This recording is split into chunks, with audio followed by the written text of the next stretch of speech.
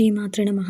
ధన్తేరస్ రోజు బంగారం వెండి మాత్రమే కాదు, ఈ వస్తువులలో ఏవి కొన్నా మంచిదే, శుభ ఫలితాలు అందుతాయి. మీ దశ దిశతో పాటు జీవితం జాతకమే మారిపోతుంది. ఆశ్వీజ బహుళ త్రయోదశిని ధనత్రయోదశిగా జరుపుకుంటారు. దీపావళి 5 రోజుల పండుగలో మొదటి రోజు ధనత్రయోదశి. దీనినే ధన్తేరస్, ధన్వంతరి జయంతి అని కూడా పిలుస్తారు. క్షీర సముద్రం నుంచి లక్ష్మీదేవి ఆవిర్భవించింది ఈ రోజే.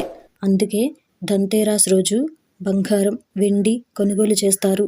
లక్ష్మీదేవిని, కుబేరుడిని పూజిస్తే సంపదకు కొదవ ఉండదని విశ్వసిస్తారు. అయితే ధనత్రయోదశి రోజు బంగారం, వెండి మాత్రమే కాదు, మరికొన్ని వస్తువులున్నాయి. వాటిని కొనుగోలు చేసిన ఆర్థిక ప్రయోజనం పొందుతారు. మరి అవేంటో, వాటి ప్రాముఖ్యత ఏంటో, వాటన్నిటిని గురించి ఈరోజు ఈ వీడియోలో చూసి వివరంగా తెలుసుకుందాం. అంతకంటే ముందు ఈ వీడియో కనుక మీకు నచ్చినట్టయితే లైక్ చేయండి, షేర్ చేయండి. అలాగే మరెన్నో ఇలాంటి ఆధ్యాత్మిక విషయాల కోసం మన ఛానల్ని సబ్స్క్రైబ్ చేసుకోండి.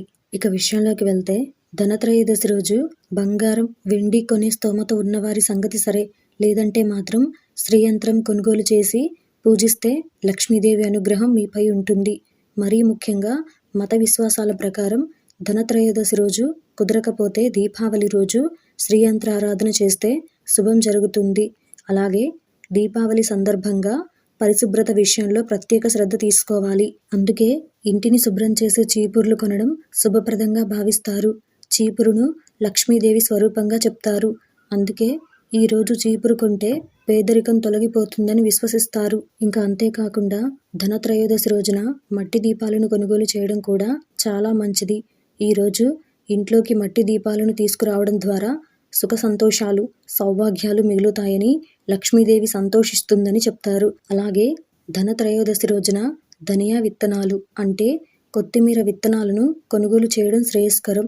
పౌరాణిక విశ్వాసాల ప్రకారం దీపావళి పూజ సమయంలో లక్ష్మీదేవి దగ్గర ధనియాల విత్తనాలను పెట్టి వాటిని ఇంట్లో భద్రంగా దాచుకుంటే డబ్బు నిల్వ ఉంటుందని కొందరి విశ్వాసం.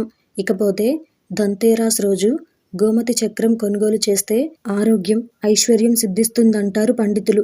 ముఖ్యంగా ఈరోజు 11 గోమతి చక్రాలను కొనుగోలు చేసి పసుపు గుడ్డలో కట్టి అమ్మవారి దగ్గర పూజ తర్వాత లాకర్లో పెడితే మంచి జరుగుతుందని పండితులు చెప్తున్నారు. ఇంకా అలాగే ఇప్పుడు అసలు ఈ ధనత్రయోదశి ప్రత్యేకత ఏంటో, లక్ష్మీదేవి ఏ విధంగా ఆవిర్భవించిందో వివరంగా తెలుసుకుందాం. అమృతం కోసం దేవదానవులు క్షీరసాగర మదనం చేస్తుండగా ఇదే రోజున లక్ష్మీదేవి ఆవిర్భవించిందట. అందుకే ఈ రోజు అమ్మవారికి భక్తి శ్రద్ధలతో పూజలు చేస్తే ఐశ్వర్యం సిద్ధిస్తుందని విశ్వాసం. ఈ రోజున బంగారం, వెండి పాత్రలు, వివిధ ఆభరణాలు కొనుగోలు చేయడం శుభసూచకంగా భావిస్తారు. అందుకే ధన్తేరస్ వచ్చేసరికి బంగారం, వెండి ధరలు పెరిగిన సెంటిమెంట్ను ఫాలో అయ్యే వినియోగదారులు మాత్రం కొనుగోలు చేసేందుకు వెనకాడరు. ఇంకా ఇదే రోజున ధన్వంతరి జయంతిని జరుపుకుంటారు. ఇక దాని గురించి మాట్లాడినట్లయితే ఇదే రోజు మరొక ప్రత్యేకతగా ఏంటంటే ఆరోగ్యానికి, ఔషధాలకి అధిపతి అయిన ధన్వంతరి జయంతిగా చెప్తారు. ఆయన కూడా క్షీరసాగర మదనంలో లక్ష్మీదేవి, కామధేనువు, కల్పవృక్షం, ఐరావతంతో పాటు ఆవిర్భవించాడు.